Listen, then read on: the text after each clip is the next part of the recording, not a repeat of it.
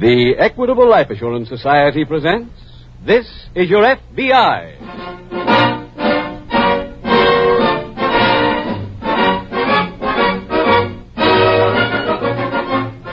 This is Your F.B.I., the official broadcast from the files of the Federal Bureau of Investigation, transcribed and presented as a public service by the Equitable Life Assurance Society of the United States and the Equitable Society's representative in your community.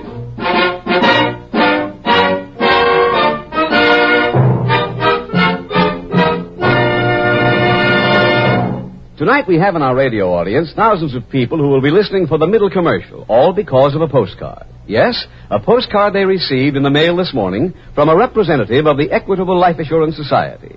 But whether you received a postcard from your Equitable man or not, the Equitable Society and its representatives urge you to listen to tonight's middle commercial. It's an important message describing the Equitable Society's Independent 60s plan. A practical, workable plan for people who want to be independent at the age of 60.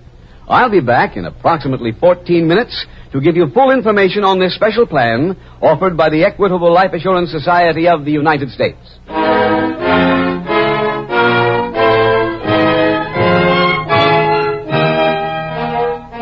Tonight's FBI file, The Transatlantic Shakedown.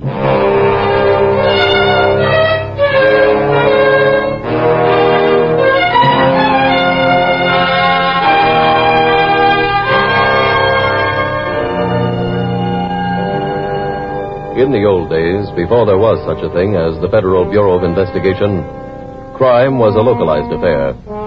It was possible in those days, if the crime was discovered soon enough, to isolate an entire community until the criminal had been apprehended. And even in those instances where he made good his escape, the criminal could not get very far because the means of transportation at his disposal were meager, even if he lived in one of the nation's largest cities. Today, however, all of that has changed.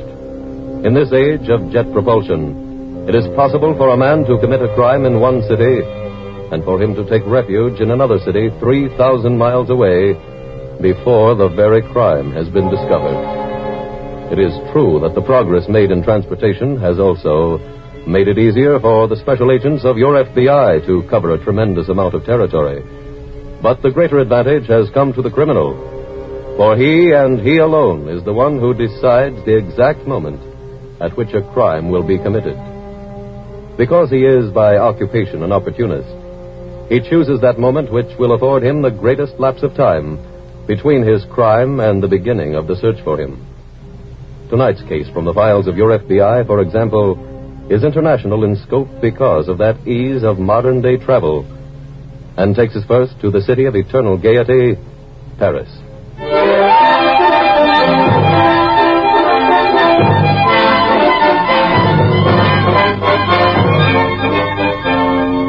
Tonight's file opens in an elevator which is slowly climbing to the top of the Eiffel Tower in Paris. The elevator operator also acts as guide. Le temps est clair aujourd'hui, et quand nous arriverons au premier étage dans un instant, vous pourrez voir jusqu'à 30 kilomètres. À votre droite, vous voyez la plus ancienne cathédrale de Isn't this Paris. a beautiful view, Mother? Et à votre gauche, Yes, Paul, l'école de Saint-Cloud, what? à 5 kilomètres d'ici. I don't understand all this. Our coming here? Yes. I have a very special reason. Droite devant I'll vous, explain it vous when we voyez get to the Montmartre, top. où se trouve Very le well. vrai cabaret de nuit. Vous voyez également les basiliques Look, du look Sacré-Cœur. there. There's our hotel. Arc de Triomphe. Oh, Arc de of Triomphe course. aujourd'hui, Goodness, au I'd temps de forgotten la how Révolution clearly française. things could be seen from here. Maintenant, mesdames et messieurs, si vous voulez bien me suivre, je vais vous montrer d'autres merveilles de Paris. Par ici, Wait vous there. voyez, mesdames et Let's go messieurs, this way, where we can be alone. All right.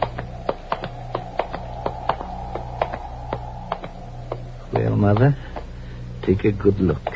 You may not see Paris again for quite some time. What do you mean? We're leaving. For where? The States. Paul. I've got to go back to see Don Jackson. But you just went to London to clear up the Jackson matter. I went to London to see Mr. Jackson's representative. What happened? He wanted to settle my entire claim against Don Jackson for $5,000. Why, that's ridiculous. That's what I told him. And? got very angry. He threatened me. And, well, I was forced to use violence. That's why I've got to go back to see Don Jackson in person. Just because you had a fight with his representative? Mother, I killed him.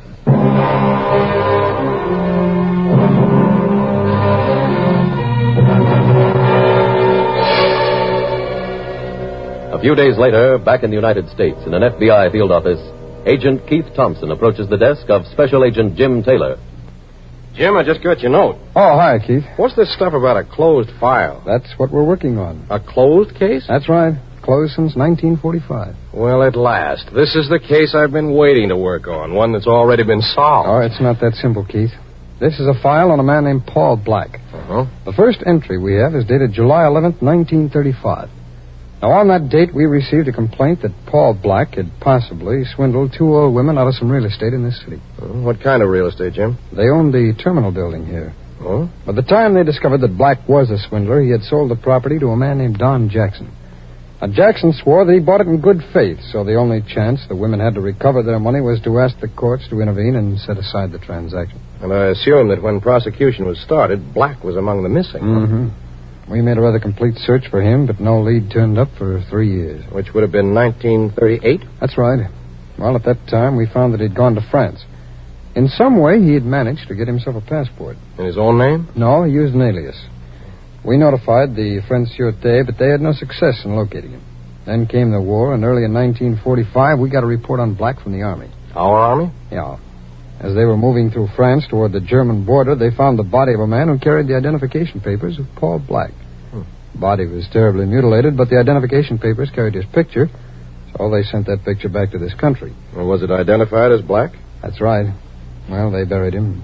We made a notation on his file that he was dead, and the file was closed. Well, I don't understand what we're doing with it now, Jim. 2 days ago, Washington got a routine report from Scotland Yard to check some fingerprints, Keith. Those prints belong to Paul Black. How could that be? Well, that's what the SAC wants us to find out. Here's the whole file right here. Let's go through it again and see if we can find an answer to that.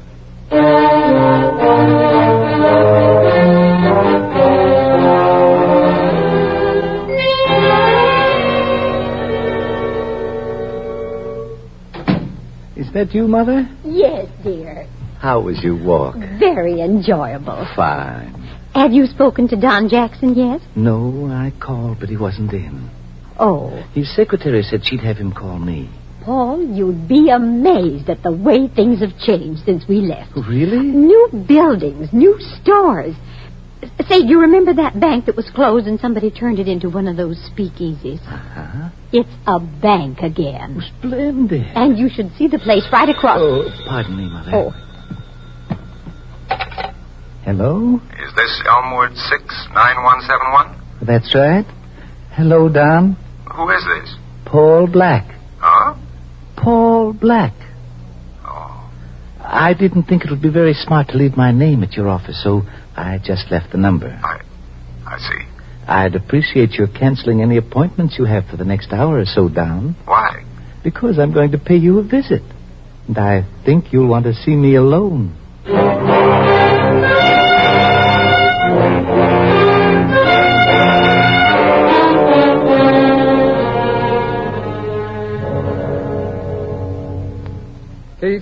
Keith, I just got that report from Scotland Yard. On Paul Black? Indirectly, it was about a man named John Ross. Who's he? An American who was found dead in a London hotel room 10 days ago. Oh. Paul Black's fingerprints were found in that room. Was this Ross murdered?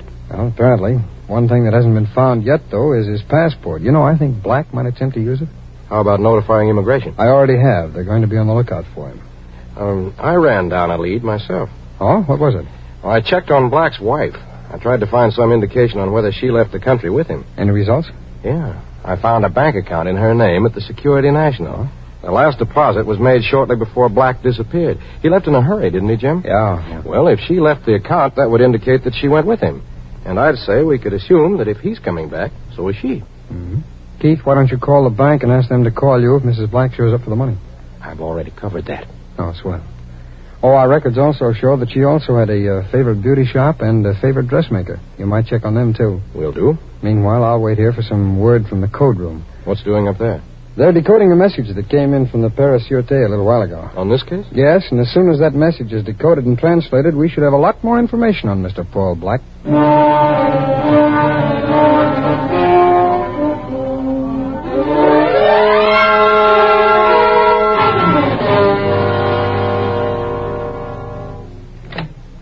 Mr. Jackson. Yes, Miss Crawford, what is it? And Mr. Black to see you.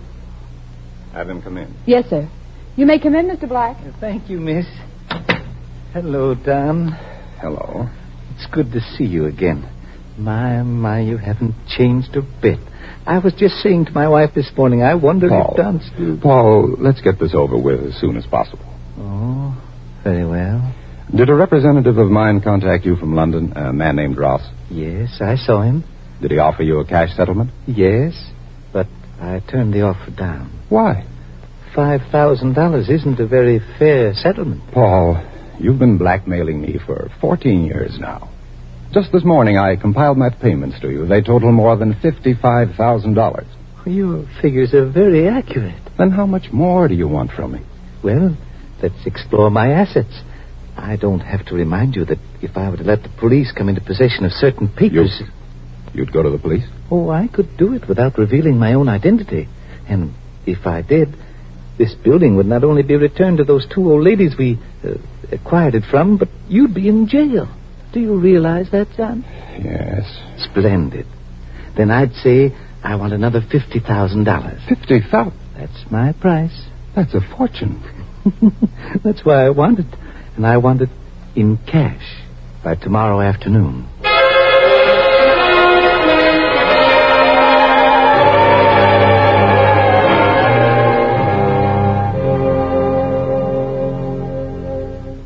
Keith, I think I found something that might help us. Well, we can use it. I started to check into the background of John Ross. The man who was murdered in London? Yeah. Well, I found that he used to work for a man here in town named Don Jackson. He's the one who owns the terminal building. Mm-hmm. And as you recall, he bought it from Black. Oh, that's interesting. Well, I called Jackson's office a little while ago, but he was in conference. His secretary said that she'd contact me as soon as he was through. Good.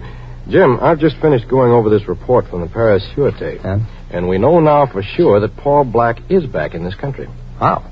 They located the missing passport of John Ross. They did where? In the hands of a black market passport operator in Paris. And under questioning, this operator admitted that he made a deal with Paul Black. Oh? He took the Ross passport from Black and gave him one in the name of Howard Poole. That pins the murder on Black, but why do you say we know that he's back in this country now? Because I checked immigration, and their records show that a Howard Poole flew from France to New York this week. That was Paul Black, of course, using the forged passport. Oh, excuse me, Keith.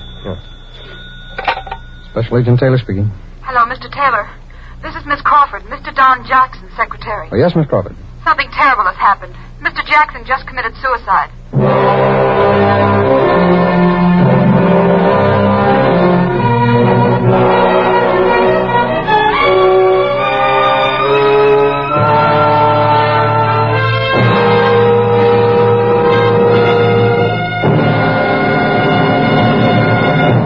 We will return in just a minute to tonight's exciting case from the official files of your F.B.I. Tonight, on the 8th of July, when we stand midway between America's Independence Day, July 4th, and France's Independence Day on July 14th, seems a specially suitable time to invite you to take advantage of the Equitable Society's famous Independent 60s plan. The Equitable Society created this plan for self-reliant Americans who want to keep on being independent after they reach the age of 60. Who want to be self-supporting and self-respecting when it's time for them to retire. Many Equitable members who have cashed in on this plan live in spots where the weather is ideal all year long. My wife and I make our home in Asheville, North Carolina. What a climate. Cool all summer. Never cold in winter. People who have retired on Equitable Independent 60s plans can afford to travel. They have time for their hobbies. My hobby is my workshop down in the basement. You ought to see some of the furniture I've built since I retired. And to think that for years I thought I couldn't afford a plan like this. What do you mean? I thought you had to be rich to go in for an independent 60s plan. What opened your eyes? My Equitable Society representative. He showed me that I was already halfway towards independent 60s, thanks to Social Security and the life insurance I already own. That's a fact. In many cases, only a small amount of additional insurance is required to enable a man to look forward with complete confidence to independent 60s. A few extra dollars a week did it for me. So why not see your Equitable representative without delay? Phone him soon. Or send a postcard care of this station to the Equitable Society. That's EQUITABLE. Equitable Life Assurance Society of the United States.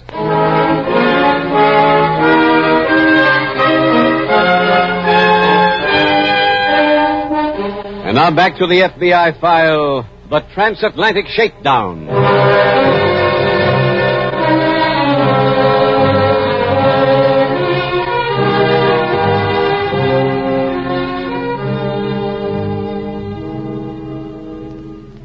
The Federal Bureau of Investigation has under its jurisdiction the enforcement of some 120 federal statutes. Statutes which cover crimes ranging alphabetically from arson to willful murder. All of those crimes are prosecuted with equal vigilance, for no crime can be said to be less serious than another, when any of them might and frequently does involve the lives of decent human beings. However, it is doubtful if the special agents take as much personal interest in apprehending any criminal as they do in bringing to justice the most despicable of the lawbreakers, the extortioner. Here is a man who preys on the weaknesses of his fellow human beings, and who in almost every instance is more ruthless than even a professional killer. As you have seen in tonight's case from the files of your FBI, there are no lengths to which the extortioner will not go. No crime he will not commit to maintain his point of vantage. In tonight's case, it so happens that the extortion victim was himself a criminal, but that is rare. For the most part, the victim is a decent but thoroughly frightened citizen. If by any chance you are being victimized by a blackmailer, your FBI advises you to take the only course of action that is open to you. The only course of action which will free you and at the same time defeat the blackmailer. That course of action is to call your local police.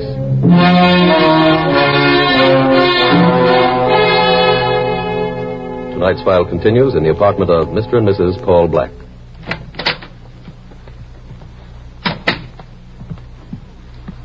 Paul? Yes, Mother. Oh, I didn't see you. Why, you're not dressed yet. I know. But you said to hurry home so we could go to dinner and a show. Mother, the roof has fallen in. What? I called Don Jackson's office this afternoon to find out when to pick up the money. Didn't he have it? He'd committed suicide. What a dreadful thing to do to you. You don't know how dreadful. We spent all our money to get over here, Mother. We haven't enough left to get even one of us back to Paris. Oh, don't worry about that. Mother, if anyone finds out that we're in this country... I have a way for us to get back to Paris. How? Well, I was going through my trunk today. I found all sorts of old things. Stationery I hadn't used. A list of people we sent Christmas cards to in 1934. Mother, how does that get us back to Paris? I also found an old bank book. An account that I have at the Security Bank. Don't you remember that account? Oh, yes, I do. How much have you got in it? A little over $1,100. Splendid. As soon as the bank opens tomorrow morning, go down and get the money. We'll be on our way back to Paris tomorrow night.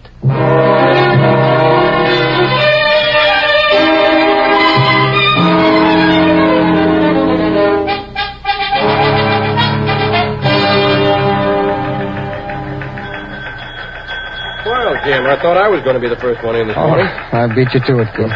Anything come in overnight on Paul Black? No, I'm afraid we're getting cold again. Do you suppose it's possible that Black would return to this country without coming here? Wouldn't think it was very probable that he would. Oh, Jim. Oh, yes, George. I have a message for you. No, what is it? Mr. Hughes at the Security Bank called in. Oh, Keith? Isn't that the man you went to see yesterday? That's right, Jim. What did he say, George?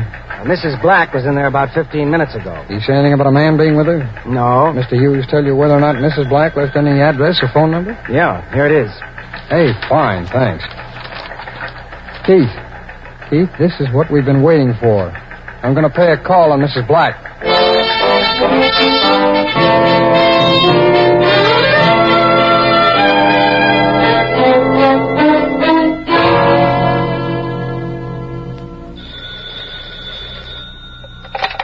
Hello?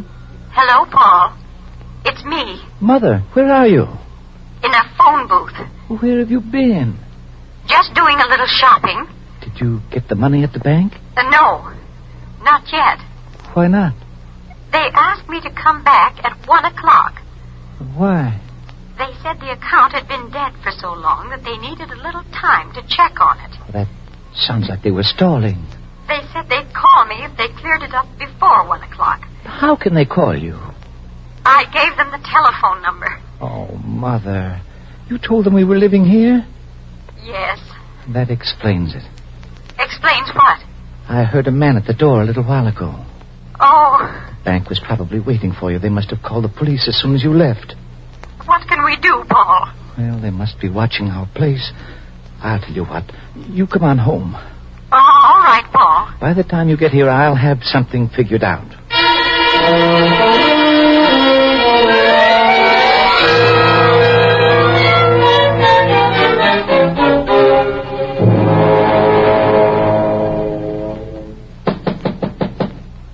Just a minute, please.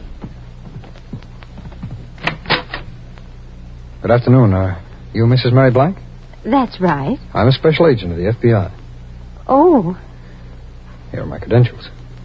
well, won't you come in, Mr. Taylor? Yes, thank you. Now, what can I do for you? We're looking for your husband, Mrs. Black. My husband is dead. We have reason to believe otherwise. Why, he was killed during the war in a little town about 100 miles from Paris called Compiègne. We believed that story at one time, too. Now we have definite proof that he's alive. Oh, no. Have you seen him? Why, not since the day he left this country 10 years ago. You weren't in Europe with him? No. I'd say it's quite a coincidence that you should return here the same week that he did. Mr. Taylor, I have proof that I was not in Europe with my husband. Oh, what kind of proof? Letters? Letters that Paul wrote to me from the time he went away until he was killed. How did he know where to write to you? Well, I moved a lot, but I always left a forwarding address. May I see the letters, please? Yes, surely. I have them right here in my trunk.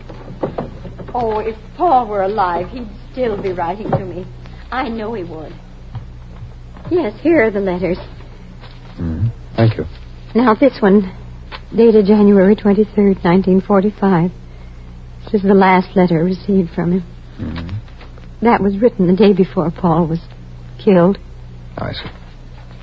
He wrote beautiful letters. Do you mind if I take these back to the office with me? Will you promise to return them? I promise, Mrs. Black. I'll return them as soon as I possibly can. Thank you. Goodbye. Goodbye.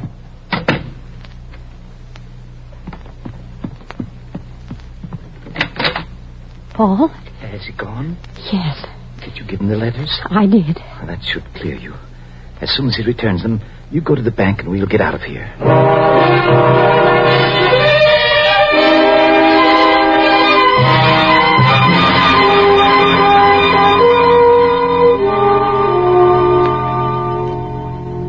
Mother?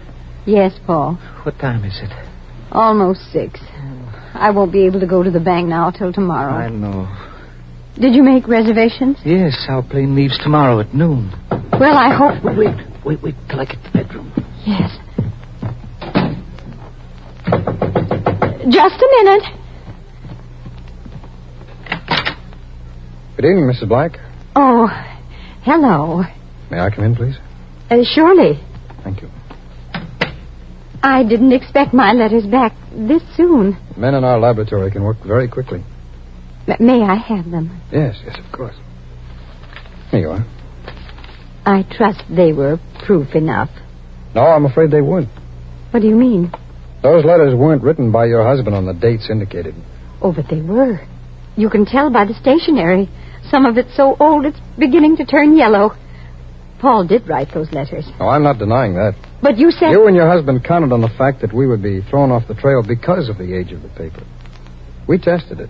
It's quite true that the paper is as old as you say it is. Well? One thing you didn't know is that our laboratory keeps a standard of every ink that's manufactured in this country. The tests show the ink on these letters was made in 1949. That's not true. Mrs. Black, I want your husband. What? I know that he's here, so you might as well surrender him. Then we can all discuss these letters together.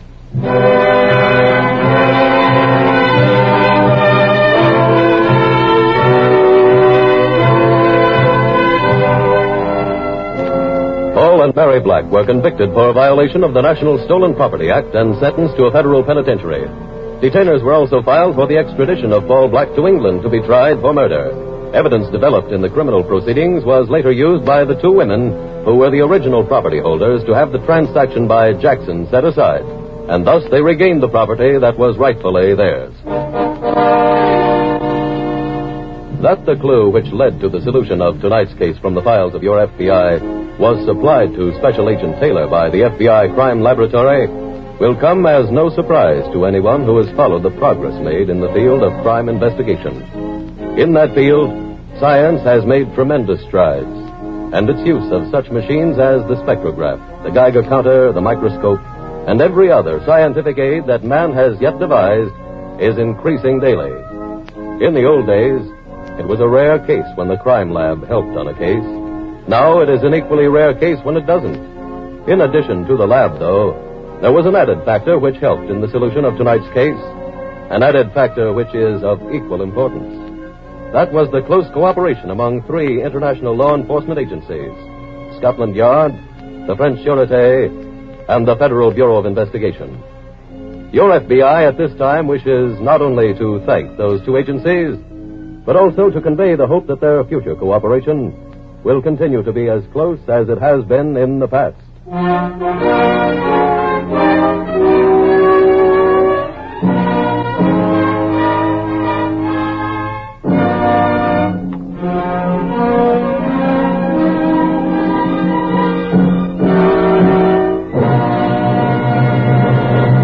In just a moment, we will tell you about next week's exciting case from the files of your FBI.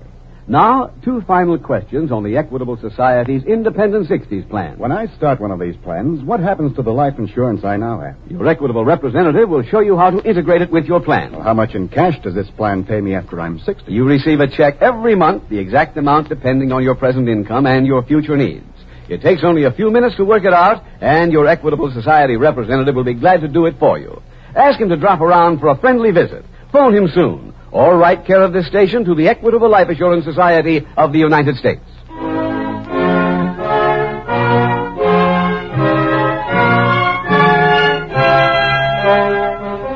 Next week, we will dramatize another case from the files of the Federal Bureau of Investigation. A dramatic story of a criminal double cross. Its subject, murder.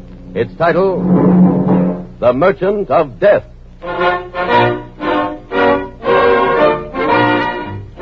The incidents used in tonight's Equitable Life Assurance Society's broadcast are adapted from the files of the Federal Bureau of Investigation. However, all names used are fictitious, and any similarity thereof to the names of persons living or dead is accidental.